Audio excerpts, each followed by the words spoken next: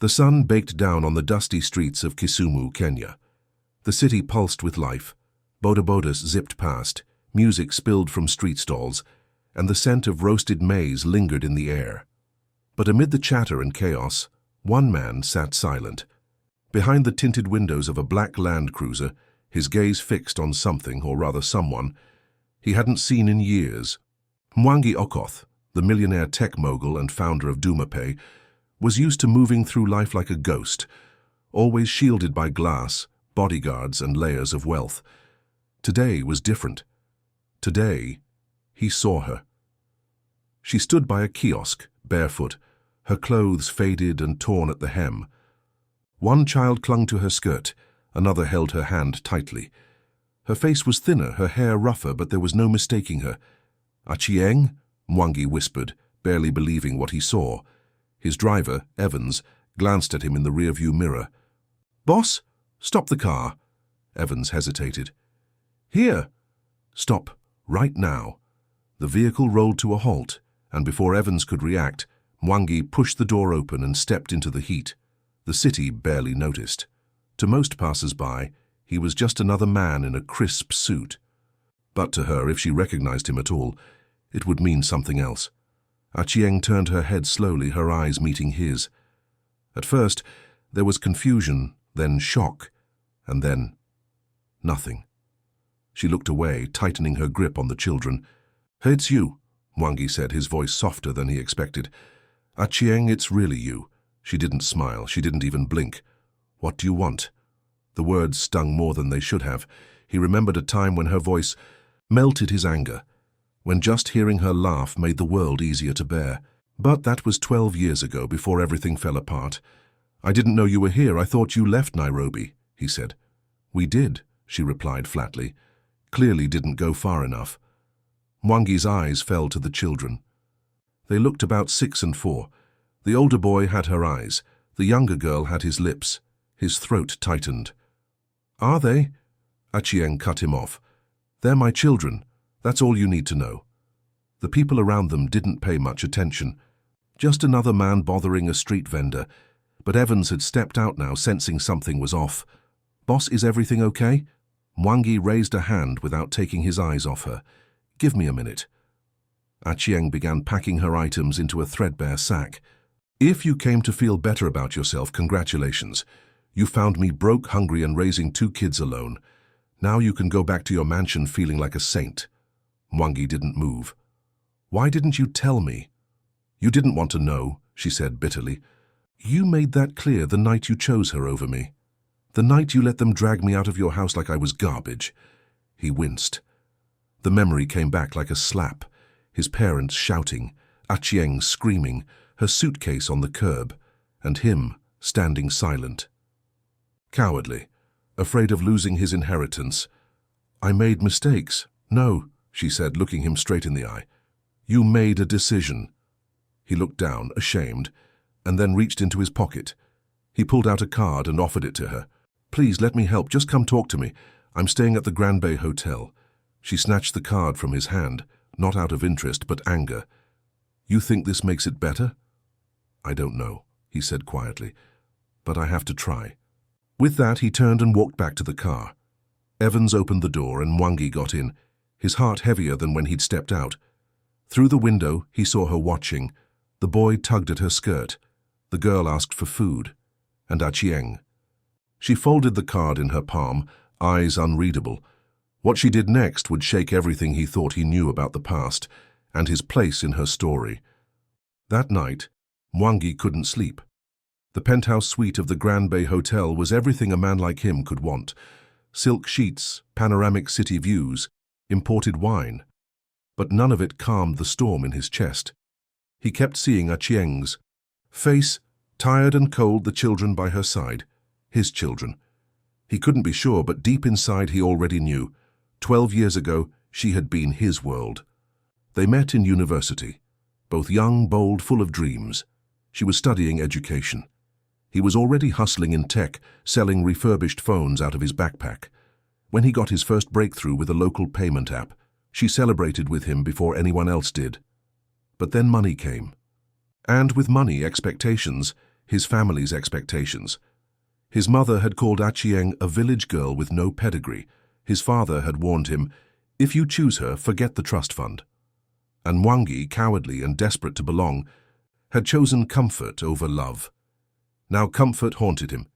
He got up and walked to the minibar, poured himself a glass of whiskey and stared at the city lights.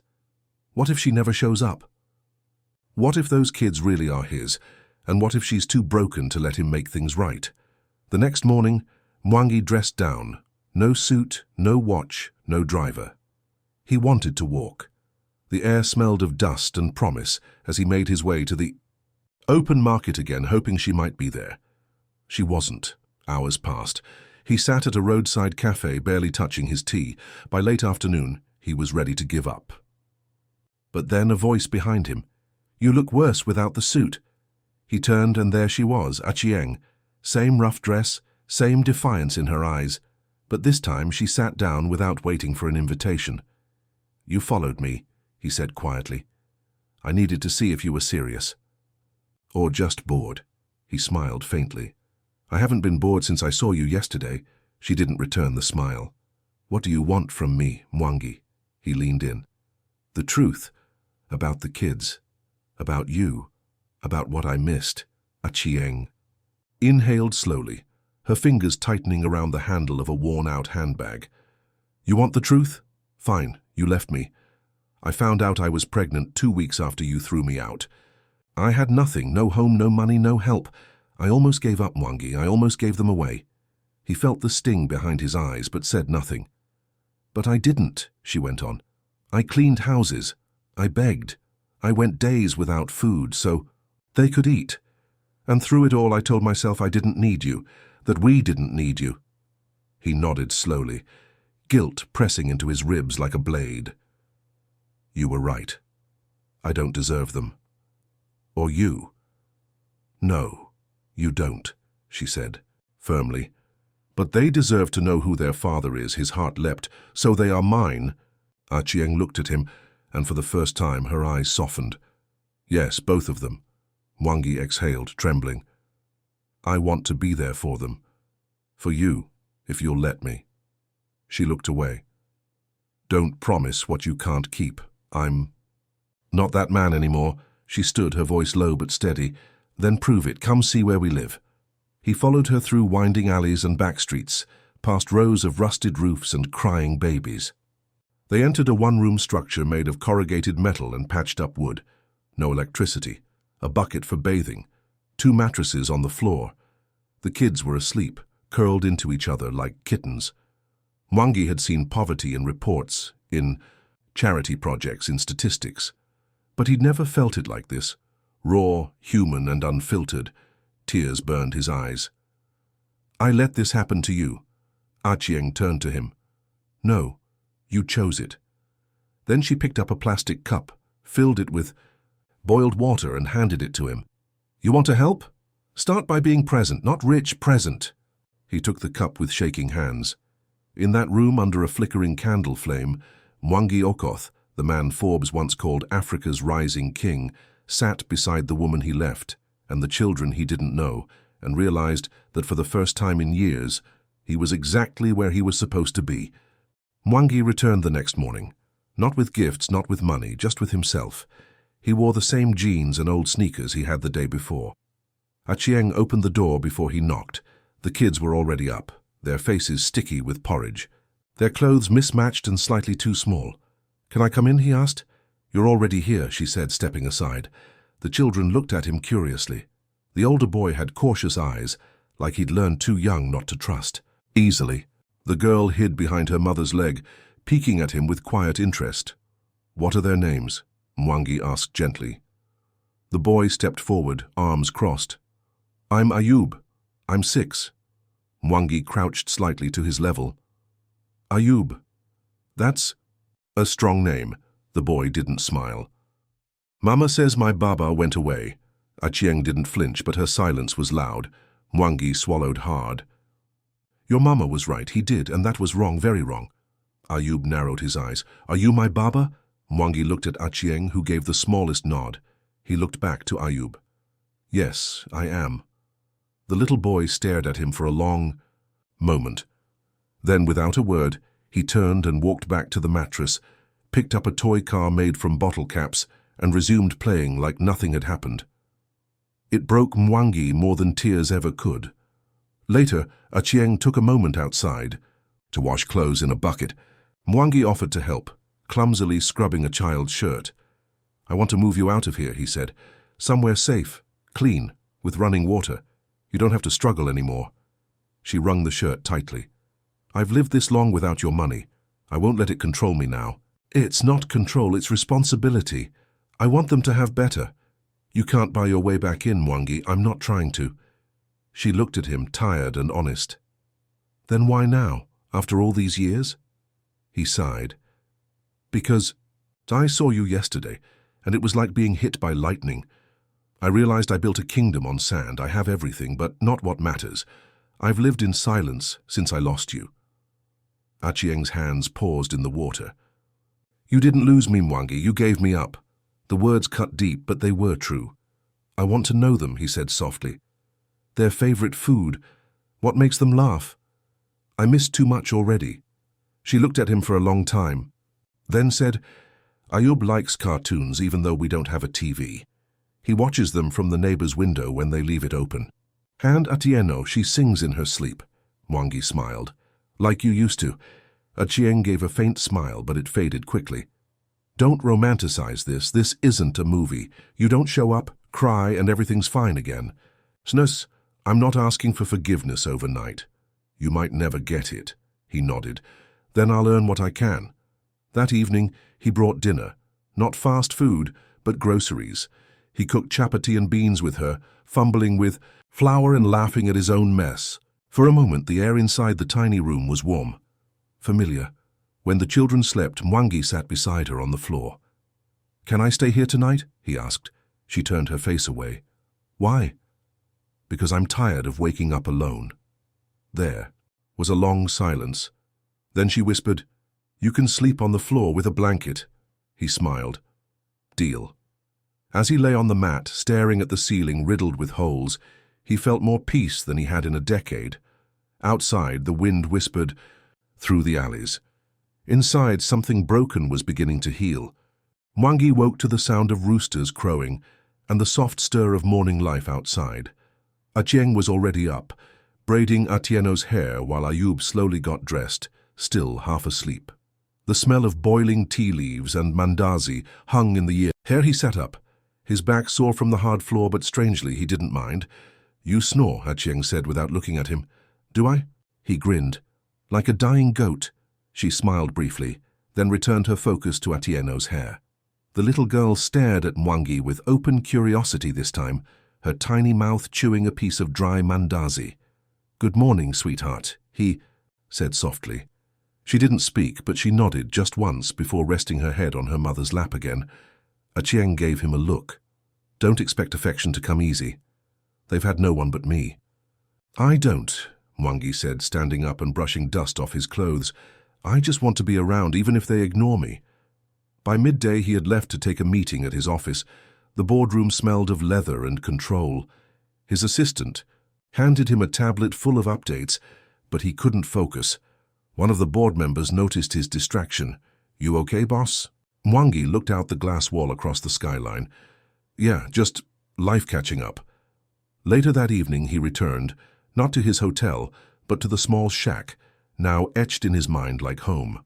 Achieng had cooked sukuma wiki and ugali. Ayub still didn't speak much to him, but he didn't flinch when Mwangi sat nearby.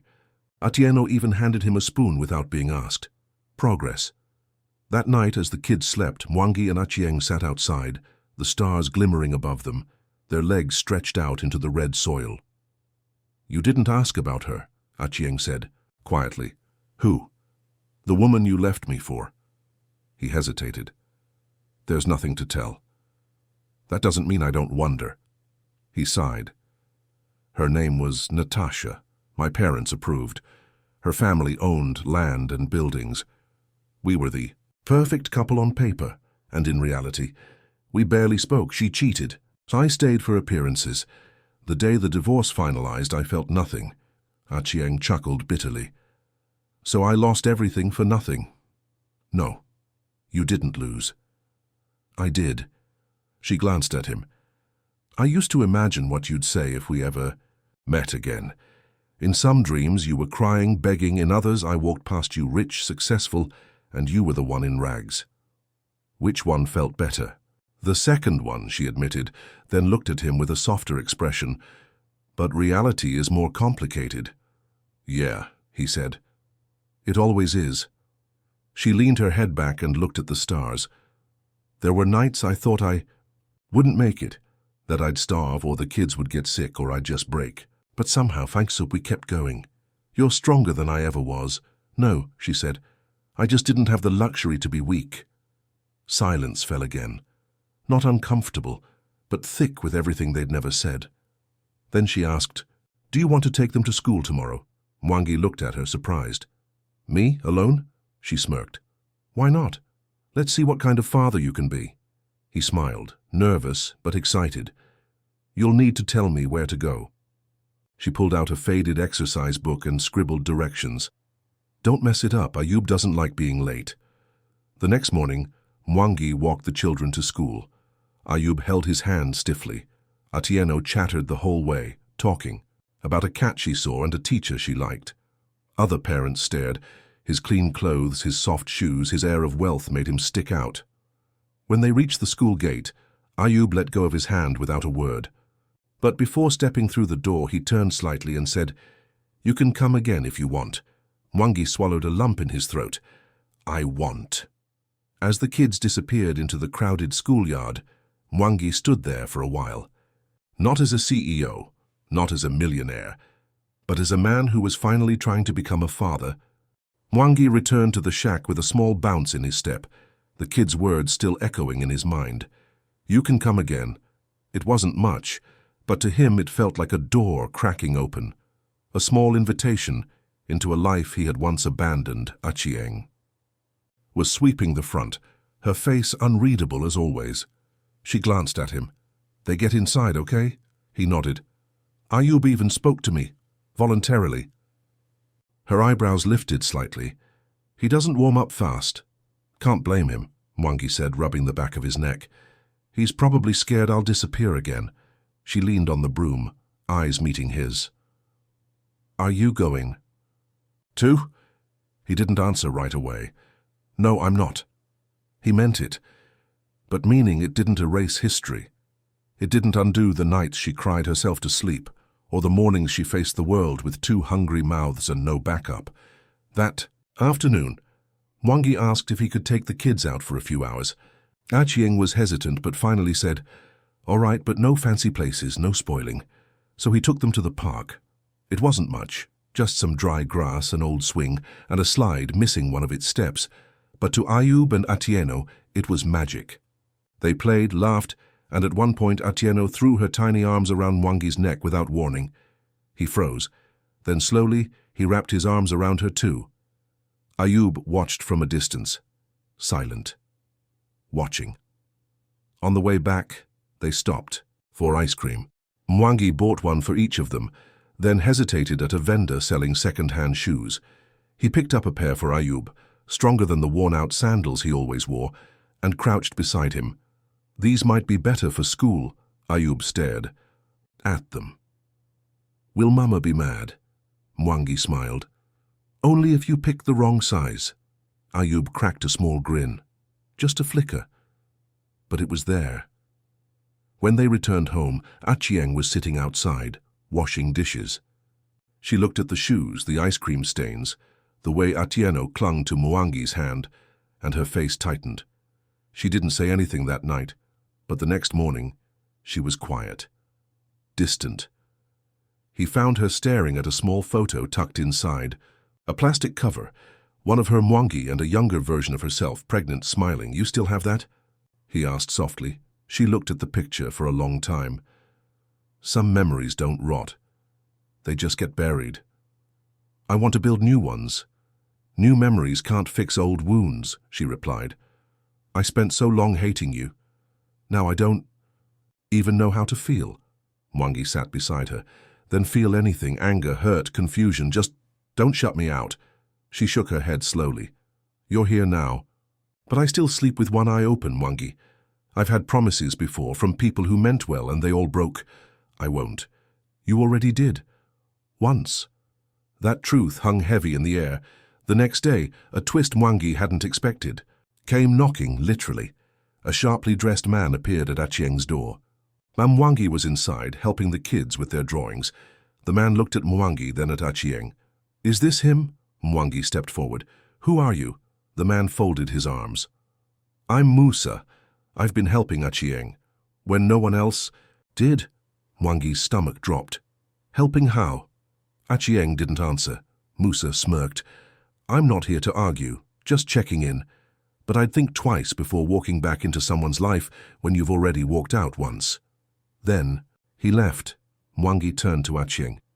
Who is he? Are you? No, she said sharply. But he's been there. When you weren't. Mwangi didn't speak. He had no right to feel jealous, and yet something about Musa's confident tone felt like a warning shot across the bow. Achieng looked at him. You're not the only one trying to be part of this family. That night, Mwangi sat outside alone. For the first time in days, the peace he felt began to unravel. He had returned. He had found them. He was trying. But was love enough? And what if he was too late? The days that followed were clouded with tension. Mwangi still showed up every morning.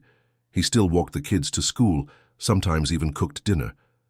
Atieno had started calling him Baba, softly, shyly, like it was a secret she didn't want to ruin. Even Ayub had warmed up just enough to let Mwangi help with his reading. But Achieng, she had pulled back. She wasn't cruel. She didn't shut the door in his face or push him away completely. But she wasn't with him either. Something had shifted after Musa came, and Mwangi could feel it in every word left unspoken. One evening, while the kids were drawing on scraps of cardboard, Mwangi finally asked, Are you with him? Achieng didn't look up. She was mending one of Ayub's school shirts, needle moving in smooth, practiced motions. Musa, she said simply. He's been good to us. He paid for Ayub's medicine when she had pneumonia last year. He helped. Get Atieno into school when I couldn't afford the fee. That's not what I asked. She paused, then met his eyes. You don't get to ask that. Mwangi clenched his jaw. I know I messed up. I know I was gone. But I'm here now.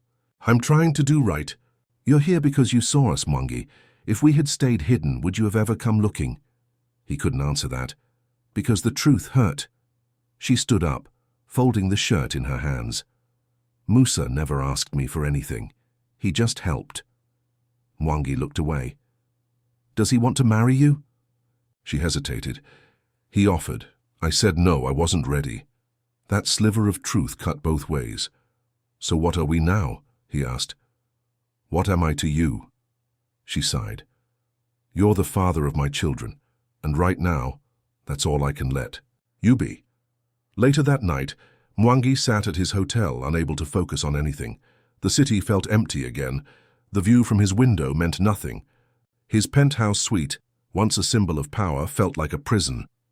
The next morning he made a decision. He drove to the neighborhood early, hours before the kids woke up. He knocked on the door with a folded sheet of paper in his hand. Achieng opened, her face surprised. What are you doing here this early? I want to talk. Just you and me. She stepped outside, arms folded against the morning chill. Talk. He handed her the paper. It's a legal document. I had it drawn up yesterday. She opened it slowly, reading in silence.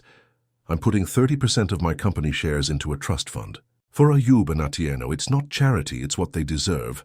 Her eyes scanned the paper. You didn't have to. I do have to, he said firmly, because money isn't enough, but it matters. And if something ever happens to me, I don't want them to suffer. She looked at him, her voice tight. This is serious, Mwangi. I'm serious. And what if you change your mind again? I won't. But the trust is legally protected. Not even I can undo it once it's signed. Achieng folded the paper with shaking fingers. Why are you doing this now? Because I lost you once. When I chose my family's money over our love, I won't lose them now because of my pride. She stared at him, her eyes wet, but not breaking. And if I still say no? If I still can't give you back the place you want in my life, then I'll still be here every day for them. And if Musa steps in, then I'll shake his hand and ask him to be good to all three of you. Because this isn't about me winning, Achieng. It's about making sure none of you ever feel abandoned again." A long silence passed between them. The street was waking up. The sound of a rooster, a crying baby, and someone playing a dusty old radio filled the background. Finally, Achieng whispered, "You're not the man I knew." Mwangi smiled softly. "I'm trying not to be." She nodded once, then stepped back into the house. She didn't say come in, she didn't say go away, but the door stayed open. Weeks passed. Not much was said, but everything was changing. Slowly, quietly. Mwangi became part of their rhythm. School drop-offs, grocery runs, mending shoes, helping Ayub with homework under a dim bulb, and brushing Atieno's hair when Achieng was too tired to lift her arms. He wasn't just visiting anymore. He was showing up. People in the neighborhood started to notice. Some praised Achieng's luck. Others whispered behind her back, suggesting she was foolish for letting a rich man crawl back into her life. And a few, those who knew pieces of the story, said, "Let's see how long this one lasts." But Achieng, she watched, carefully, not with hate, but with a survivor's instinct. Then came the day when the balance tilted again. Mwangi had planned a surprise, a small rented apartment on the edge of the city. Nothing extravagant. 2 bedrooms, clean water, electricity, a place for Ayub and Atieno to have a bed each, a place where Achieng didn't have to sleep with a panga by the door just in case someone tried to break in. He brought her there after picking the kids up from school. "It's not a mansion," he said, keys dangling from his fingers. "But it's safe and it's yours, paid for, no strings." Achieng didn't step inside. She stood at the doorway, staring at the clean tiles, the pastel walls, the fridge humming quietly. "What do you want from me, Mwangi?" He shook his head. "Nothing. I just want you all to be okay."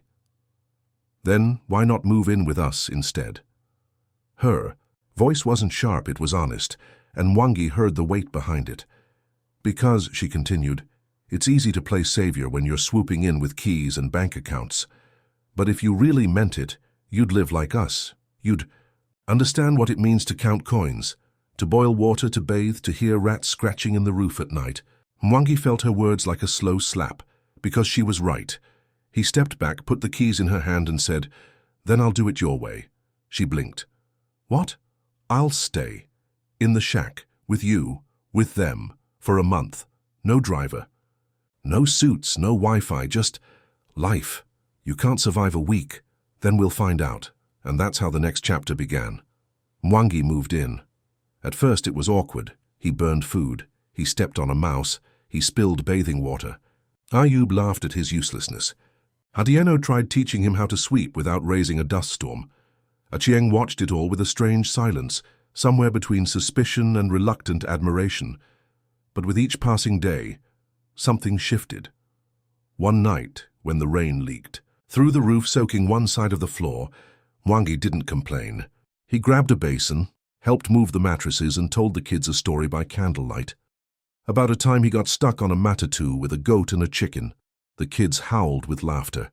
Even Achieng smiled, just barely, hiding it behind her hand. Another night, when Mwangi had a fever from drinking unboiled water, Achieng stayed up wiping his face with a cold cloth, just like he once did for her when she had malaria in university. "You still care," he whispered in a haze. She didn't answer, but her hands didn't stop. By the 3rd week, the neighbors had stopped gossiping. They saw him fetching water, playing football with Ayub, dancing clumsily when Atieno sang. Some even nodded respectfully now. One evening, Mwangi returned from a short errand and found the door locked. He knocked, confused. Achieng opened slowly. Her eyes were different. "You said you wanted to earn your way back," she said softly. "I've seen you try. I've seen you fail, stumble, get dirty, and still show up." She stepped aside. "You're not perfect. You're late. But maybe you're mine." He stood there, heart hammering, and then she added, "But if you ever walk out again, I swear on my mother's grave, I'll burn every piece of your fancy life to the ground." Mwangi laughed, a full, relieved, messy laugh. "Fair enough. Then he stepped inside. That night, they slept under the same roof again, not as strangers, not as a broken past, but as something new, tender, and rebuilding. 2 months later, the shack was still standing. But it wasn't home anymore. Achieng had agreed, finally, to move into the small apartment Mwangi had found. Not because it was shiny or filled with promises, but because she saw consistency. She saw effort, and more importantly, she saw change, not in the way he dressed or how he now swatted mosquitoes like a local, but in the way he woke up early to warm porridge for the kids, in how he let Ayub sit on his shoulders even when his back hurt. In the nights he stayed awake listening to Achieng vent about the rising food prices, her childhood, her fears, without once interrupting. They moved in together on a Sunday, with everything they owned packed into 2 sacks and a cardboard box. Mwangi didn't bring anything from his penthouse, no gold watches, no Italian colognes, just a mattress he bought on sale, a cheap fan, and an old Bluetooth speaker Ayub had fallen in love with. The first night in the new home was quiet, not awkward, just peaceful. Achieng sat on the couch, her legs curled up beneath her. Mwangi sat beside her, flipping through a notebook full of the kids' school drawings. "You know," she said suddenly, "I still don't trust you fully." He looked at her, serious. "You don't have to." "But," she continued, "every day you show up, I stop needing to hold on to that anger as tightly." He nodded. "That's enough for me." Atieno came running from the bedroom. "Baba, read me the story with the elephant again." He smiled, scooped her up, and sat her on his lap. Ayub followed, leaning quietly against his father's shoulder, eyes curious but calm. They sat like that for hours. Mwangi reading, the children listening, Achieng occasionally correcting his pronunciation with a teasing smirk. Outside, the city buzzed. Life went on. But in that little apartment, something soft and solid was blooming. Months passed.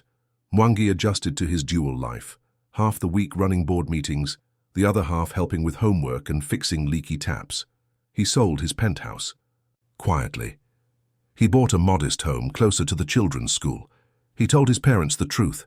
They didn't take it well, but he didn't flinch this time. He told them he'd already chosen, not money, not status, but family. One day, during a school event, Ayub had to draw his family tree. He drew 4 people, Achieng, Mwangi, Atieno, and himself. No hesitation. When asked who inspired him the most, he pointed to Mwangi, because he came back when he didn't have to. The teacher, surprised, asked what he meant. Ayub simply said, "He used to be rich and alone. Now he's just ours." Mwangi overheard. His chest ached in the best way. That night, he told Achieng, "You gave me something no amount of money could buy." She smirked. "Children who eat like goats and shout all day?" He laughed. "No. A second chance, a real life." She looked at him seriously.